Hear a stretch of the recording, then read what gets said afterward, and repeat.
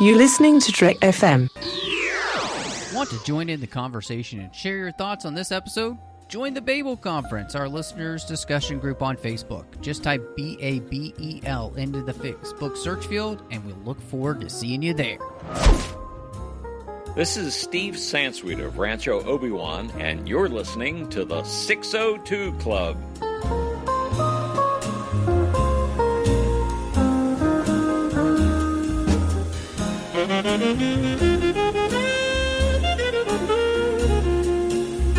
Welcome to TFM's local watering hole, and of course I am just one of the hosts here, Matthew Rushing, and with me as she is every single week, the one, the only, the brilliant Christy Morris.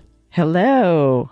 Excited to be back. Talk about some more nerdy stuff. Yeah. I'm here with my WandaVision red hair. I love it. Absolutely. You look great. And this is funny because worlds are colliding for me because my co-host from Owl Post is going to be joining us. Welcome back, Drea. It's been way too long. Hi. Yes, I'm so happy to be here, especially because I do love me some callbacks to 70s, 80s here, even this is not technically an 80s movie. I sort of categorize it as such. So I'm excited to be here. Thanks for having me. Yeah. Well, thanks for it's coming going to back. be a ton of fun. Before we get to talking about our show tonight, we're going to be looking at J.J. Abrams' Super 8. But before we do that, want to remind you right now, we do have a contest going. So if you're following us on Twitter, so you just need to make sure you hit the little follow button, you will be entered to win the new version that's coming out of Batman v Superman 4K. It's a remastered version. It's going to be really exciting. So that's coming out. We would love to give it to you for free. So the only thing is we can only send it to somebody who's in the United States. So I wish, we could just send it to anywhere, but we can't. So follow us on Twitter. Of course, you can find us on Twitter at the 602 Club. We're on Instagram at the 602 Club TFM. You can find us online at Trek.fm. We've also, of course, got our presence on Facebook at facebook.com/TrekFM, the listeners only discussion group called the Babel Conference. You can go to trek.fm/contact and send us an email if you'd like. We'd love to have that. And of course, make sure you're subscribed to the show so you get it as soon as it drops anywhere you're getting your podcasts. And if you're on Apple Podcasts, give us a star rating review. Let people know what you think of the show. And then last but not least, we want to say a huge thank you. We've got some associate producers here. Ken Tripp, Davis Grayson, Ryan Maillet, and Daniel Noah. They've been supporting the show for a long time through Patreon, as well as the entire network. And so if you like what we do here on TFM, and you want to make sure that everything we do keeps coming to you, make sure you go to patreon.com/TrekFM, and you can see how you can support the network and be part of our team. We've got some great contribution levels, and in the end, really, every little bit helps. So again, that's patreon.com/TrekFM. So, Drea, you alluded to this with this movie, that this movie is an homage to the 80s as well as the 70s, because the movie takes place in the 70s. And yet, in many ways, this feels like one of the 80s movies made by Spielberg. And so, I first just wanted to kind of ask you guys, before we kind of got into a little bit of history as to why that's the case, how you guys just feel about movies, especially more recent films, that are kind of hearkening back or trying to feel like a movie that would have come out at a different time. I think when they are done well, the movies and the shows, because when my husband and I rewatched this, we had a couple of, if you like this, then moments. This reminds me of, I think if they do it well, it's enjoyable. I think when they try to cut corners or just throw too much in there, it gets to be campy. I think this one walked a good line that it didn't try too hard, and I liked it. Yeah, I think you're hitting it right on the head of what I thought as well, where there's these little nods to it rather than throwing a ton of references all in your face at once. So, for example, with one kid's older sister, she had the Farrah Fawcett hair. And the like tied up shirt. For sure. Yeah. The Dukes of Hazzard look. So, it was like the style. Yeah. The styling was a good way of showcasing that. And then music here and there, like with Heart of Glass playing in the background, and, My Sharona.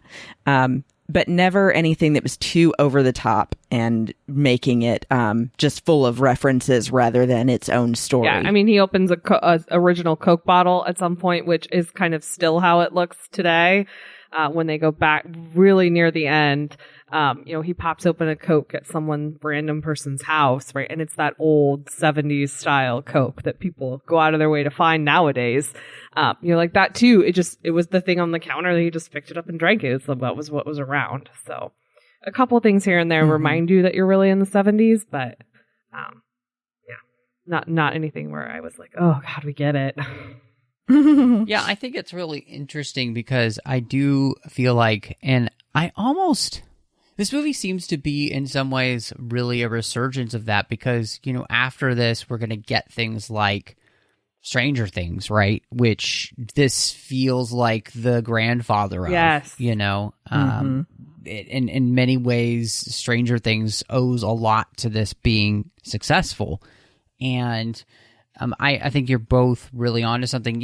It regardless of whether you're using nostalgia to tell a story, if you're doing it well, then it's not a crutch. I think always the danger is does it become a crutch to tell your story? And I think that's really interesting. And part of this is that, and I found really fascinating watching some of the behind the scenes extras and everything. And, Abrams, like Spielberg, grew up making home movies. Spielberg was using the 8mm, and, Spielberg grew up making Super 8 films. And so they share a lot of similarities in the sense of how they became filmmakers. So it makes sense to me that he would be kind of drawn to making a film based on what influenced him the most, which is Steven Spielberg's sensibilities. And strangely enough, as he was getting older and in school and everything, his friend Matt Reeves, who, if you know, is a director in his own right, fantastic director, worked on the last two Planet of the Apes movies. He's doing the Batman right now. And you say that again, just like that. Yeah, the Batman. Thank you. Nice. On Vengeance. So they were actually hired to take Spielberg's 8mm films and get them all cleaned up because of work that they had done on Super 8 movies. And Spielberg had seen the article and had them hired to clean up his films.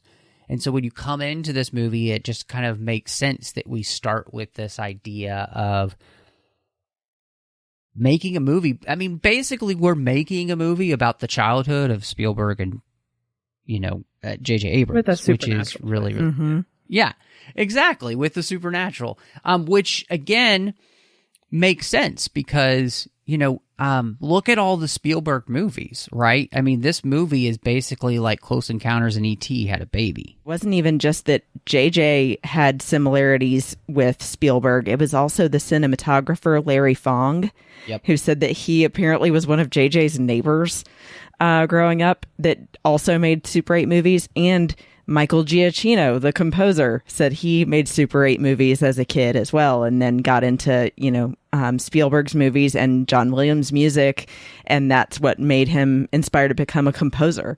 So it's all of these guys that had the same kind of upbringing coming together to make a movie out of love makes me so happy. Yeah, it leads me to 2 points. One, you nailed right there, Christy. There's something about when you do something you love and it's coming from a place of authenticity, it is so much more powerful as your end product, which I think is the result of all of this history we're getting in this film. Like, this is a baby for them. This is a labor of love. They love it. The other point, Matt, you made early that, sometimes when you set something in a different time period, it becomes kind of like a crutch for the story.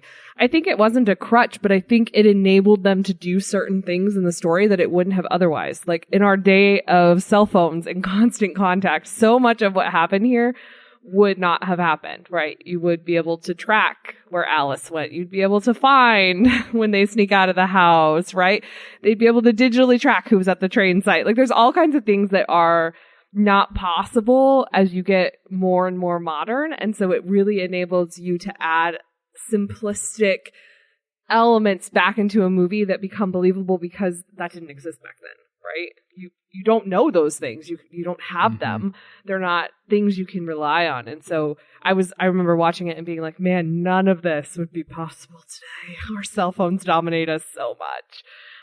So I think in this case, even setting it in a different time period, not just because it's, based on Super 8 and 8 millimeter film, but because of the generation, you had the ability to kind of tell the story of kids on their own adventure. Mm-hmm. Yeah, I mean, this is something to which just doesn't happen in our society with, kids getting to roam around like this, unless you live in a small town, right? This just doesn't happen. And I think that, whereas this was my childhood, I'm old enough that we could roam around all over the place, on our bikes and go down to the park and all that kind of stuff. And as long as we were home by the time the lights turned on the street, we were good, So this is a completely different time period that, like you said, Drea, really allows you to do something. And I think it's interesting because, Abrams had the whole idea of let's make this movie about kids making a movie, basically, but to give it some more gravitas, one of the things he combined was the whole alien invasion, the train crash with something on it, which leads to the mystery then, which, JJ is so good with doing. He loves his mystery boxes here. But I would personally say, and this is a question I had for you with the mystery box of the alien, I feel like this might be one of the few J.J. Abrams movies where we truly unwrap the entire mystery box and get to see what the mystery is by the end, whereas so many movies, like I think of his Mission Impossible, I still know what the red foot is. It's just a thing that we're chasing that's terrible, apparently. In Star Trek, I really don't understand red matter in his Star Trek, so there's so many times that I don't really understand the things that we're going after, but here, it just it became a big part of the movie. So I was just kind of wondering what you guys thought of that. Or Lost, where we never know what's happening. Exactly. I was just thinking that. Yeah, exactly. No answers. Still really no good answers except for it's purgatory. And even that, it's okay. Yeah, no. I think this really starts JJ. I don't know. I like that he does sort of a scary mystery, right? Because I'm not a big cut him up and slice him up and scary death horror movie. But I like the thriller component he's bringing to these stories, which is why other movies that are kind of like this are like Cloverfield. I also really enjoyed the first one of those because there's this sort of element you don't know to be afraid. You don't know enough. It gives you kind of keeps you on the edge of your seat. And I think it's kind of the same here, right? You if you pay close attention in the film, you can get little snippets of what the alien looks like and what he's kind of doing, but you don't really know until the very, very end. And then we kind of get this happy, peaceful ending almost. So I thought that it was interesting, though, then that the timeline of things was that Cloverfield came out, then we went to Super 8, and then to 10 Cloverfield Lane. And then, he goes on to also produce on Cloverfield Paradox. And that they're all very similar stories, but that every time the monster is off to the side. The main meat of the story is actually about the people and how they react to the situation. And he even says in the extras for the film that he got this inspiration as well from seeing what Spielberg did with the family in E.T. That the movie was called E.T. and there was this whole visit from something from another planet, but that ultimately it started from being the story about the family. And we don't talk about Cloverfield Paradox, by the way. That movie did not exist. Yeah, we talked about it here on the show. Movie. But it was a painful one to watch. I think that's an interesting thing because it does lead me into thinking about, what this movie is about. For Spielberg, E.T. was about a divorced family and what it meant to grow up, especially in that time period, with a divorced family. Regardless of when you grow up with a divorced family, being a child of having divorce happen, it doesn't get any easier for the kids. And so this movie, though, I just thought was really fascinating because it is a movie about dealing with loss and letting go. And to me, that's something that is really interesting because you don't expect that going in, obviously. You don't expect there to be a story about like the loss of loss and the loss of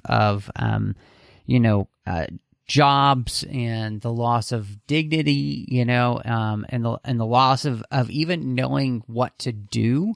And so to me, it was just really fascinating to kind of see how this story it plays out like differently than you would think. I mean, we even start the movie with this, watching the number get changed, at the plant, the steel plant. From, having an accident in 700 some odd days to being back at 0, and it's this massive loss for this family. And so, and then how to move forward, like how do we live in light of bad things happening? That's thought that, that's a really deep subject for a monster movie, right? I feel like this is a story, it's a layered story, right? Because the kids are kind of having one experience and one dynamic. The adults are having one experience and one dynamic. And then there's a sort of like monster movie element and dynamic too, right? And that sci-fi element is really what brings all those pieces together and forces them to see how their relationships are impacting each other, right? You have some kind of classic themes or typologies that have come. You've almost got a Romeo and Juliet or a West Side Story relationship here between very innocent kids who clearly, Alice knows what's going on, but Joe does not understand the whole picture.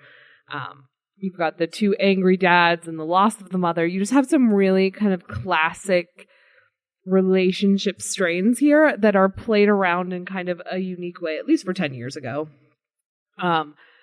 But, I don't know. I just think that that's totally right. We're talking about themes that are much deeper and darker than just a monster movie, but he doesn't hit you over the head with them. You're not like, I get it. He's a drunk. Let's move on, right? He does it in a way that you know and appreciate what's happening there, but you're not overwhelmed. The dad gets angry and doesn't want to hug the son, but it's not something that's so obvious that you're like, okay, we get it. He's a man from the 70s and doesn't express emotion, right? And he, those moments still have an impact near the end without them being heavy-handed. Yeah, I'm with you on that for sure, Drea. I feel like the scene that really hit me with the meaning of that, loss to their family was when he sees his dad crying in the bathroom and his dad closes the door. That is a real honest moment where a kid for the first time is realizing that their parents are just the same as them, that we all have our moments of weakness and that his dad is going through just as much loss as he is losing his mom. And so I love that they have these moments where it feels like JJ plans to take a beat and really let you soak in everything that's happening. And I'm so glad that this was a theme, because if you think about what the parameters might be of a monster attack or an alien attack, people would be losing family members possibly. And so I like that then there's more focus on the minutia of what could possibly happen, even though we wouldn't consider it minutia if we were in the midst of it. Yeah, I think you hit on something that's really interesting, Christy. I think this may be, and I'm glad you pointed this out because I didn't even think about this until you said it. This is one of the very few J.J. Abrams movies where there are quiet moments and people aren't just running and sweating all the time. This is one of the few moments where he's really allowing his characters to have a moment. And like you said, just kind of sit with it. And I think the movie is all the better for it. that he's not just making these characters run around like chickens with their heads cut off, but no, we're actually going to deal with the emotional weight of what these people are going through. And so that when we get to the point where Joe is able to say to the alien, bad things happen, but you can still live, that we can find a way to take that pain and move forward. And that when used correctly, that pain helps us then not to become more inward focused, become more outward focused, become not more selfish, but less selfish. Because the alleviation of this type of pain, of a loss of a family member or a friend or anything like that, is a reconnection with community, not a negation of that. And I think, to me, that's something that's really special with the film, is that, we're going to have that conversation, but then we're also going to show that these characters all kind of come to that realization in different ways, right? I think it's one of the reasons why, obviously Joe escapes into his friends' relationships, and making this movie and everything is because he wants to be away from the pain of, losing his mom. And he's kind of even willing to be put up with somebody kind of not necessarily always treating him well, because he still doesn't really have to deal with the fact that he lost his mom, and so and then of course, you add, the Alice dynamic into that for him and his good friend Charles, and the whole change in hormones for boys where they start to like girls, and how that can hurt a relationship. And yet, well, what do we see them do? They end up talking about that, right? And Charles has a loss, right? He loses the opportunity to be with the girl he likes, but he gives it up and he stays connected in his community with his friend. It's just, there's a lot more nuance here than I think people give it credit for. And honestly, I think this is one of the very few J.J. Abrams movies that really does that well. I think a lot of his movies really suffer from just going too fast. And this movie doesn't do that, and it's all the better for it. It's really a movie about, Super 8 honestly is about how do you recover from loss, right? The stages of grief, essentially, right? That's the whole thing, because the monster is at a loss. He's not in his home. He's lost his ability to go back to where his home is, and he's suffering, right? Everyone along the way had a journey of suffering and handled it differently. From the military guy, Nemlek. Oh, Nellick. Thank you. Yeah. Nellick, who, has sort of lost control of what's happening here, but instead of accepting it, sort of continues to battle against it and live in denial about it, right? If you look through the movie, each stage of grief is sort of addressed, and at the end, everyone kind of comes to that acceptance and moving on stage. And I think that's really what the movie's about. Or they're dead. Which is acceptance of its own sort. It's true. It's pretty final. Yeah. You really don't have a choice from there. Nope. But yeah, I think that's a big part of this movie, and it's a big part of the story he's telling, is just about the stages of grief, which honestly, in today's day and age, we can probably all relate to on some level. We've all lost something. Be it vacation or freedom or, the ability to connect with our loved ones or our loved ones. So I think this is a good time to be talking about it, because I think it's a theme we all could use today. We could all use a little hope at the end of the tunnel, even if it's an alien taking off on our water tower. Definitely. I think that you really hit the nail on the head talking about how the movie itself represents the stages of grief, because you do see that, especially in the final moment when he finally lets go of his mom's necklace.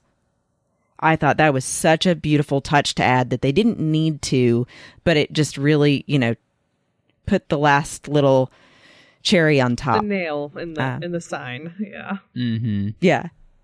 And, I think that it is fascinating how they combine that with the story of the monster, and that the monster even has a story like that, but that they tell it in pieces, that their science teacher tells them a little bit, and then they find his films, and then they, see the military guys and get caught by them, and then eventually meet the alien itself. And I thought it was really interesting that they added the piece about how the alien, as soon as it touched a person, could communicate with them. And it was like they had this understanding. I thought that was interesting, and maybe also a callback to E.T. and Close Encounters and Contact. Yeah, and I like when the movie, and it's becoming a little bit of a trope, so don't all filmmakers rush out and make listen to us and make a movie like this. But I always like when what you think should be the traditional bad guy is actually just misunderstood. And like the monster isn't actually the bad guy. He kills very few people in the actual story. It actually turns out to be the government that are the bad people in this case, right? But yeah, I think it's always interesting when the thing you're meant to fear and sort of quiver in front of is not actually the thing you should be afraid of. Mm-hmm. Yeah, I mean, he plays definitely into that whole idea, because definitely an 80s thing or in 70s thing where the government's bad, right? Yeah. And so, but I do think that you guys talked about this idea of creating fear was really interesting because, the whole movie is about how this alien has been taught to hate and to fear us and our interactions with it because of the tests we've done on it, because we wouldn't help it it just wants to get home. It crashed here on accident and it just wants to get home. It doesn't want to do any of these things. It's just trying to live. But it was also really fascinating to me because creating fear and or hate, we kind of see the way in which that also is mirrored with the dads and them trying to perpetuate their hate onto their kids as to how they should feel about somebody else based off of something else that happened, right? Yeah, their feud. And exactly. And so I really think that there's two different layers to the discussion, but they're both pointing to the fact that it is our fear to which creates the perpetuation of more fear, and the best way to alleviate fear is communication. And the fact that we've got Jackson, the deputy, played by Kyle Chandler, he can't find a way to communicate with his son how he's feeling and what's going on because he doesn't even understand himself. He's lost his wife and he just has no idea to handle this and try to raise a son at the same time. He's just not prepared. And the same way the government wasn't prepared to have an alien land in its backyard, not sure what to do with it, and of course scared of it as well. So it's just I think it's such a great discussion, and it's a great picture of that, again, talking and communicating is really the key to overcoming the fears to which so many of us have, which we find out in the film aren't necessarily justified. And that sometimes it's a 50-50 shot, right? Of when Joe decides to have some faith that maybe the alien is not going to kill him and try to communicate. Because that's the other step. You have all of this fear that you're then trying to overcome and trust that something bad's not going to happen. And sometimes you just have to take a leap of faith and hope for the best. I think that communication is a theme J.J. Abrams plays with a lot across his kind of, 2000s, his early aughts into the kind of 2010s.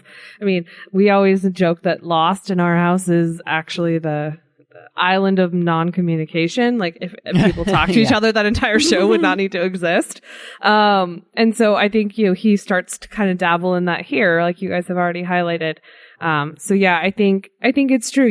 We fear what we don't know. And instead of trusting other people and trusting the good in other people and other things and the process, the more we fight it and sort of, as Matt highlighted earlier, self-protect, it actually is detrimental to our village, our tribe, our society, or whatever we find ourselves in. So yeah, no, I totally agree with all that. Well, and I do think it goes to show that just because, look, her dad's not a great guy, right? He's just not. And in many ways, he is, I think, he does kind of blame a lot of other people for the choices that he's made. And so Jackson Lamb not wanting his son to hang out with him makes sense, right? His daughter is a different story. And so to just paint with a broad brush to say that everybody from that family is not good and not worth hanging out with is too broad a brush. And I think the movie does a great job of then, when you just cast aspersion on everyone with a super broad brush, you are doing a disservice to people, and you're doing a disservice to yourself as well. There are going to be people in our lives that, we legitimately probably shouldn't be friends with and hang out with, because honestly, they're just not going to be good people for us in our community, right? Like, it's just, that's okay to say, but we need to be very cautious and careful that we're not painting with a very broad brush when it comes to those type of things. Every individual needs to be judged on their own merit, not anything else. And I think this movie kind of, does a great job of showing that in a very small way. And so it's about not just letting your preconceptions about somebody be cast so far that they ruin they become preconceptions about everybody. Well, and to expand upon that too, like, to also not impart that on your kids, like, let them learn and grow and make those decisions themselves, which is so hard to let them like look at that situation and say, oh yeah, sure, you're probably going to get hurt and mix up in a bad crowd, but why don't you give it a shot, right? As a parent, it makes me want to run for the hills, but kids look, they watch, they see everything, and they know so much more than we think they know. They're not oblivious to us crying in the bathroom or, creating prejudice against other people for their actions. They just don't understand it. And so not allowing them to make that choice for themselves and learn those lessons themselves is just, we're taking that opportunity away from them. And that's just not fair. And in this case, the dad wasn't even giving him an opportunity to learn the full story about his mom. Right. Like, that's just not fair.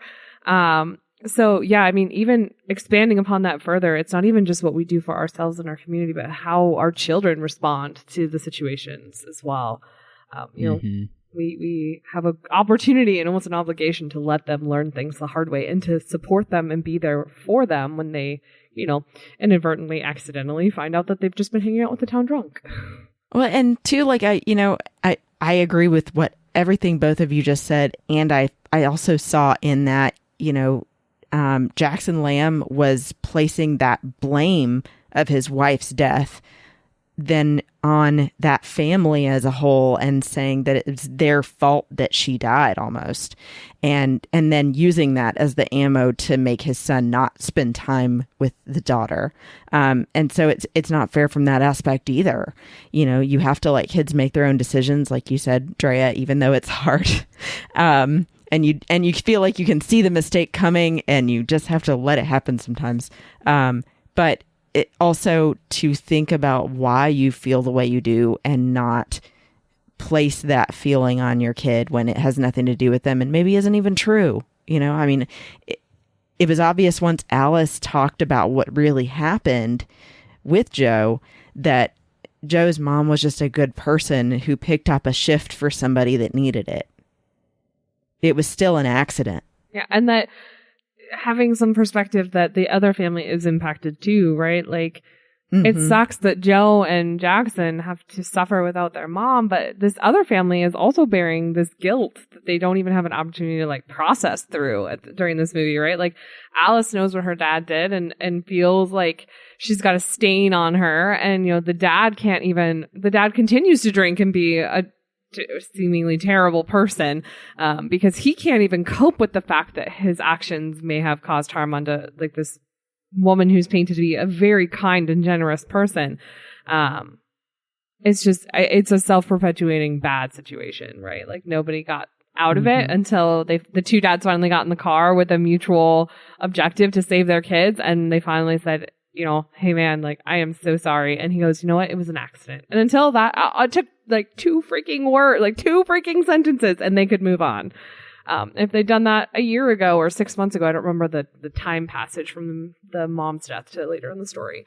But had they been able to do that sooner, they could have gotten so much back in their lives and their relationships could be so much different than they were. So, Well, and I think that, you know, goes the whole thing that it is really beautiful of them coming to forgiveness, right? You know, there is a need for Jackson to forgive this guy because it is partially his fault, right? Like he was drunk and therefore couldn't go to his shift at work, and his wife took the shift because out of kindness, and he is partially responsible. And so to forgive him and say that it's not his fault that the accident happened, though, you know, right. That's the thing that he has to let go of. And I think there is a beauty because in dealing with loss, there does have to be a time when, like you were talking about, Drea, coming to acceptance. And even in forgiveness, many times it comes down to being able to accept, I can't change what the person did to me, but I can either continue the bitterness or I can let it go. And what's beautiful about the movie is it gives them the opportunity to be at this point where they both need each other. They're both worried about their children, and they realize that this gulf between them isn't really worth holding on to, especially when they're at the place where they may actually lose the thing that's dearest to them in the world at this point. And I think it's really interesting because in many ways, the whole movie is a train crash metaphor. What happens when your life just completely is wrecked? And how do you find a way to move past that?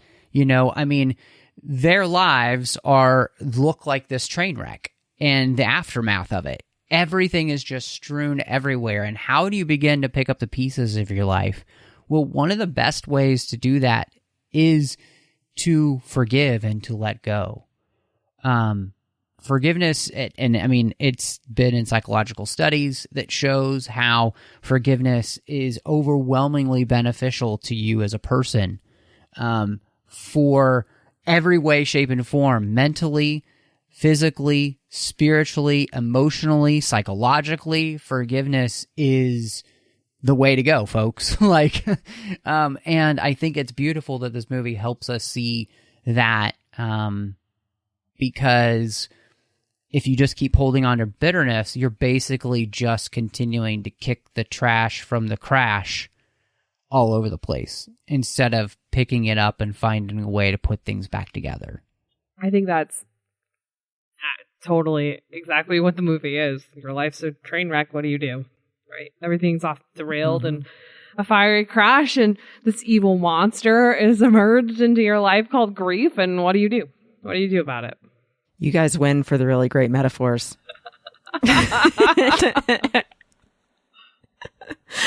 You know, I didn't even think about it from that perspective, Matt, until you said that. That's a really, really great descriptor of the whole thing. But yeah, I think that it does show 100% that if you don't let go and forgive, what is your life going to be?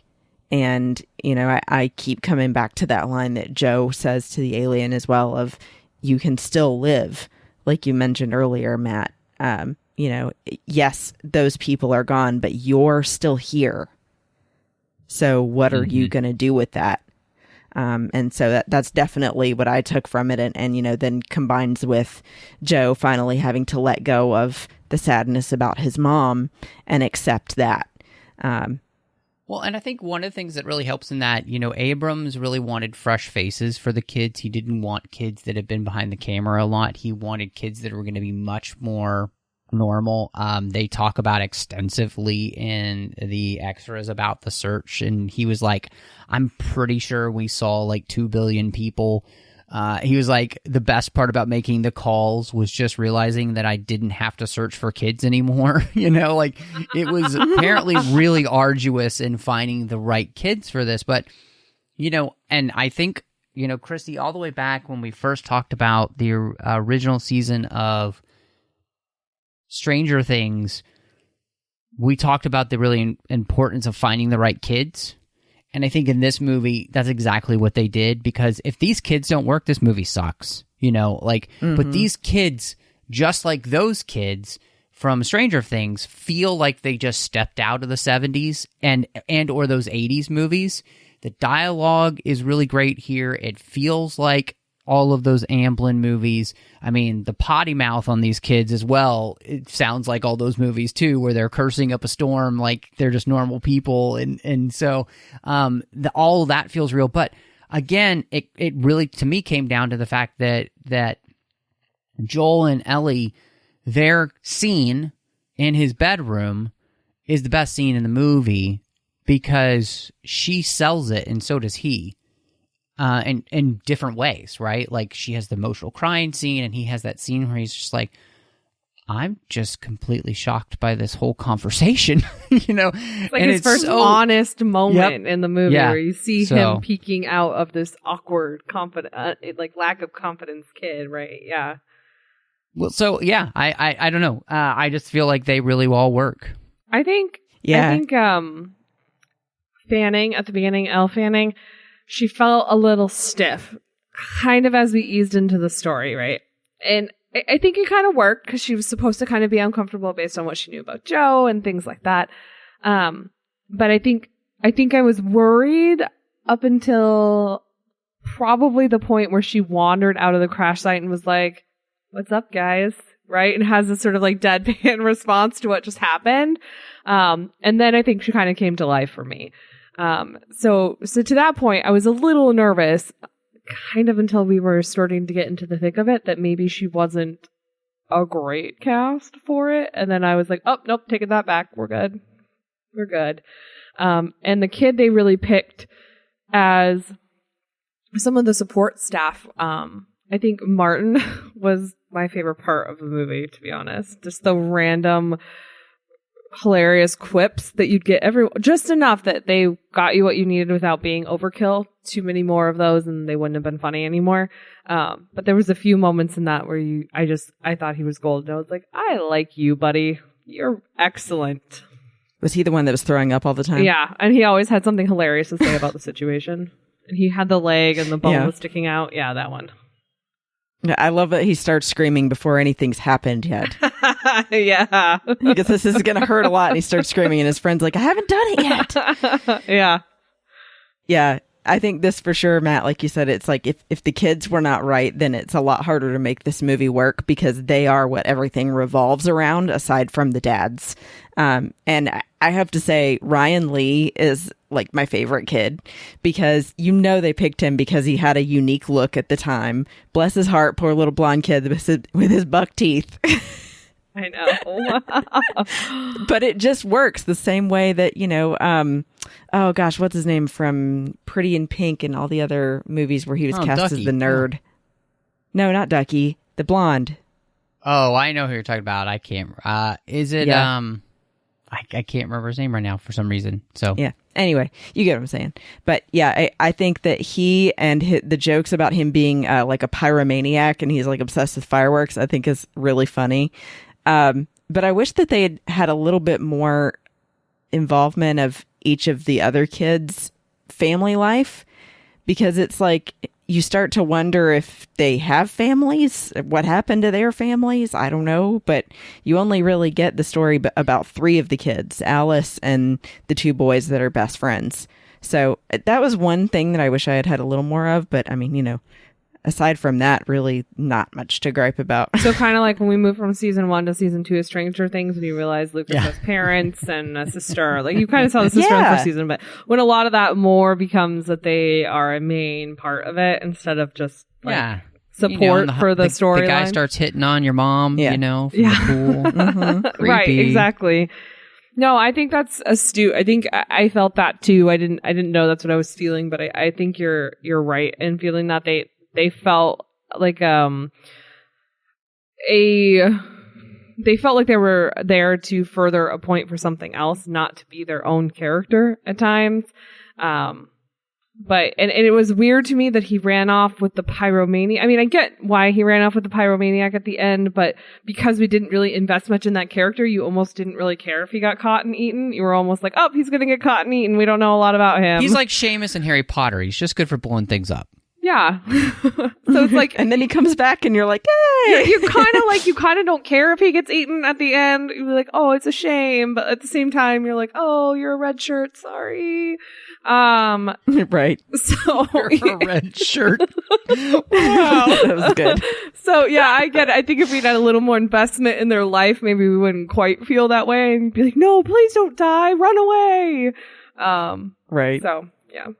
But yeah, I do agree with you. I was originally a little concerned about Elle Fanning as Alice because she seems kind of wooden when you first meet her. But then she does actually really give a lot in the emotional scenes. And so I think she more than makes up for that in the rest of the movie. And I mean, now we know, of course, she is Dakota Fanning's sister. And I think that she's going to do great in anything else she does. And I also really appreciated the way she showed up emotionally because it felt real and not just like an overly emotional woman in the movie, right? Which I think so often women kind of get typecast and have that trope of being the emotional one that even in that super powerful scene you referenced, Matt, like it still felt real. She wasn't like sobbing hysterically, right? She just had those tears that she just couldn't fight anymore that came through with that guilt, right?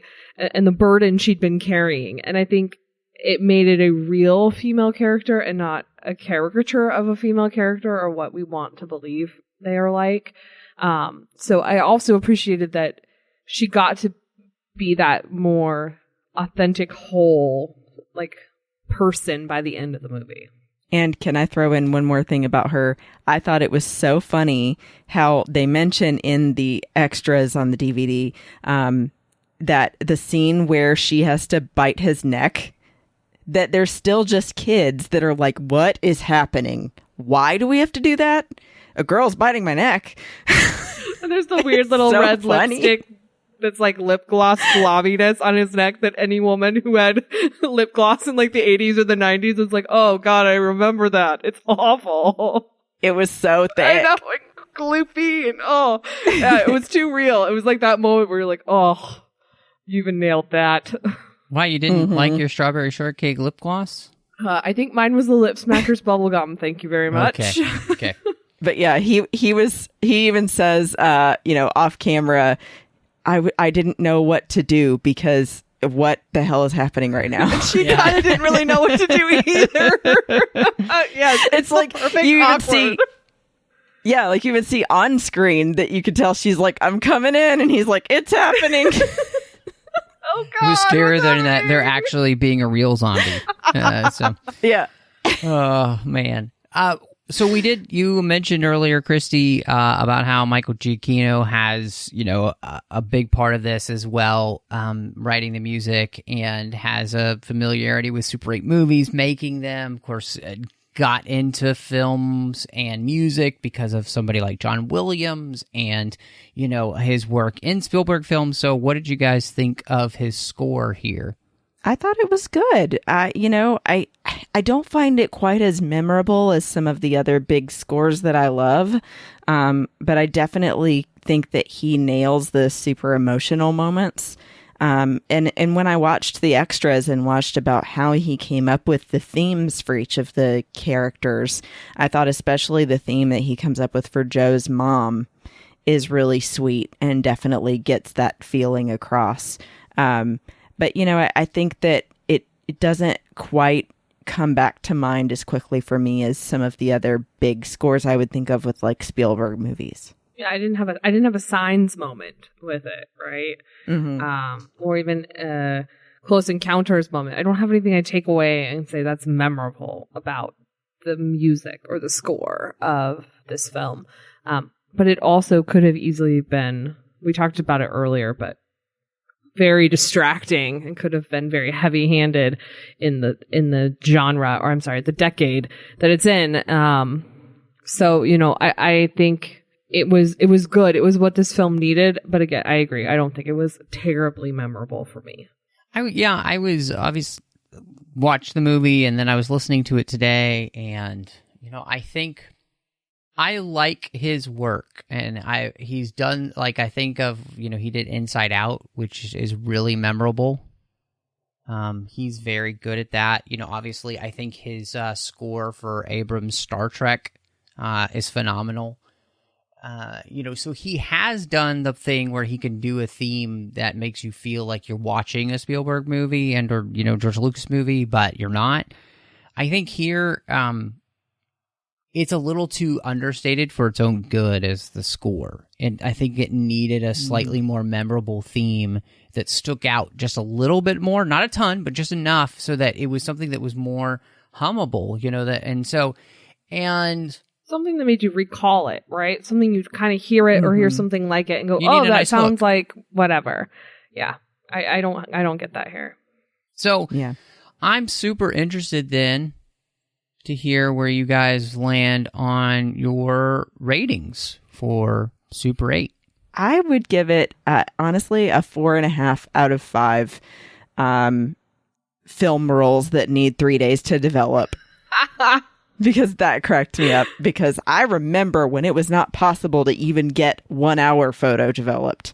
It was like a 24-hour process. So, yeah, I think that this movie has so many great emotional moments, and then also falls into my favorite genre of all time, which is, you know, sci-fi fantasy stuff. So there's really not much I would change about it. I think, you know, of course we agree on the music, but that one piece about adding a little more backstory for some of the kids. Otherwise, I'm really happy with it. We have it on Steelbook Blu-ray, and I will be rewatching it over and over again. I will go with 4 of those metal cubes and the locket out of 5. So like 4 plus a little out of 5. I agree. I think had there been maybe a more memorable music component or something that I could recall back to on a more regular basis, it would be closer to the 5 for me. So it sits in the 4 because, you know, it's not the first one. Like, if I have to choose between reaching for this or the first seasons of Stranger Things, I'm going to reach for the first season of Stranger Things. It's really interesting because, you know, we talked about all the great themes in the movie. I think the performances are good. There is something intrinsic to this film to which I think is missing. As we were talking about the score, I was thinking about that, which is there's nothing entirely memorable about this film. When you put it all together, it just more feels like it's there, and it's not a bad film, but it doesn't set itself apart from, I think, the things that it's copying in enough of a way to make it feel truly something all on its own, you know, which I think is a detriment to the film in the end, which is a problem with Abrams in general. Yeah. You know, I think that is just, Abrams has a problem with being original. So, and I think the issue here is that he's always copying something he likes. And it's not a bad thing, but he is never able to truly put enough of a spin on it completely to make it all his own. So, I would say in the end for me, this is probably 3.5 out of 5 lockets. This is for me, that's not a bad rating. This is a really solid movie. It's a really enjoyable watch. It's a gorgeous movie. Like you said, Christy, Larry Fong shot this movie with him. You know, he's worked with Zack Snyder. His movies always look good. You know, he did BVS with him, as well as Sucker Punch. Just, he's an incredible cinematographer, does amazing work. And so this film looks gorgeous. It is also a movie where we literally end on a lens flare. You know, so yeah. You know, and that's just kind of That's kind of an Abrams trope, especially at this point in his career, that he luckily got away from a little bit. But there are a ton of lens flares in this movie, and after a while, it did get slightly annoying to me that there were just so many. Sometimes 3 in one shot, and I'm like, oh my gosh, bro, stop with the lens flare. So take some lip gloss off. Exactly. Take some lip gloss off. Hey, it's supposed to feel like a Super 8 movie. I guess. It's so funny you say that, because when we started the movie, my husband and I sat down to watch it, and he goes, I think there's something about this movie in lens flares. I don't remember. Let's just watch it. So it's really funny that you call that out. Well, it's exciting because we're at the part of the show where we give our recommendations for everybody. So I'm excited to hear what we're going to be recommending to the listeners of the 602 Club. So, Drea, what would you like to recommend to everybody this week? So we've talked a lot about some obvious ones already. So I'll go with one that was a little bit different and kind of played less on the decade-focused mystery story, The Arrival. Oh, movie's amazing. It's a great movie, and it has some of that. Should we fear them? Should we not fear them? What's going to happen? Communication is big there. That's the whole point of the movie. So similar and enough. Amy Adams. And Amy Adams and Jeremy Renner. But yeah, if you like the kind of sci-fi element of this, I think you'd like The Arrival. It actually reminds me of when Matt and I talked about Passengers too, which is also really good. Yeah. But that's not what I'm recommending. I actually, I would in addition to this, but the thing I wanted to recommend was actually something my husband and I watched on a whim on Hulu the other day, and that is a documentary film called Kid 90. I don't know if you guys have run across it, but it's actually directed by Soleil Moon Frye, who played Punky Brewster, you may remember. And it's actually real footage that she filmed herself growing up, of what it was like to be a child star and growing up with all of the other actors that were big in the 90s. So she was on a first name basis with Leonardo DiCaprio, and talks about how Charlie Sheen was her first, and all of these other interesting things that you're like, what? Like, she's just like, oh yeah, I'm going to call Leo. So it's a fascinating thing, and also a really emotional story, because she knows a lot of people that ended up either passing away or committing suicide, and learning how to deal with that. So it's both a tearjerker and a really heartwarming thing. And so I highly recommend watching Kid 90 on Hulu. Nice. You know what? It's fun because HBO Max decided to put all the Rocky movies on, and of course, Christy, we covered the first one, and then my wife and I had watched the second one, and I still haven't seen 3, 4, 5 Rocky Balboa. So we watched 3 and 4. I would highly recommend 3. It's such a great follow-up to the first 2. 4 is terrible, so I'm not going to recommend that. But I would say, the first 3 Rocky movies make such a great trilogy. Like, really, really good. I loved the way that 3 followed up the first 2. So, absolutely. Now, of course, on to 5 and then the rest of it. So we'll see how that goes. And now I get the joke, in Spaceballs, where he's like, and now for a review of Rocky 5000, So, because it does just kind of seem like they keep making them. But super fun to be with you guys tonight. And so, Drea, if anybody wants to catch up with you and see what else you've got going on, where can they find you?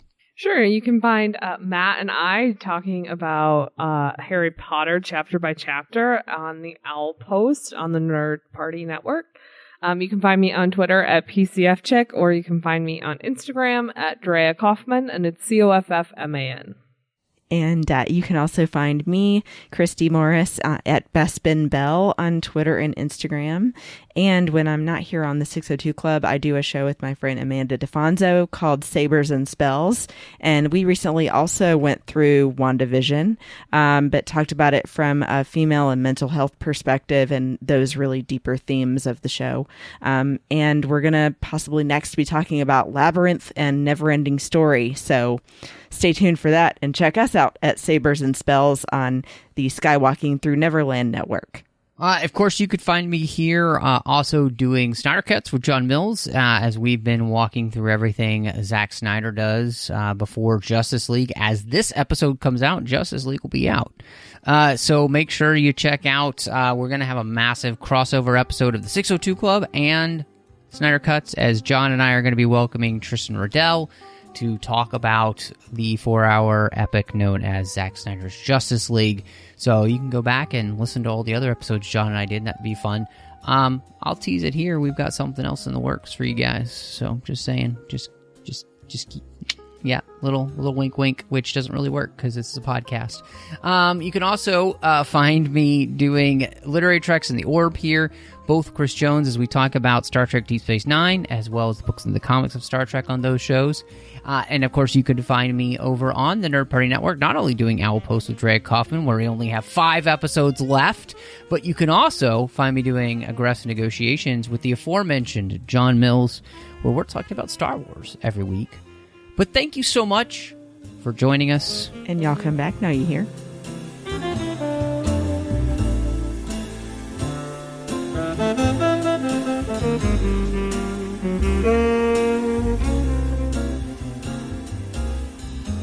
Mm-hmm.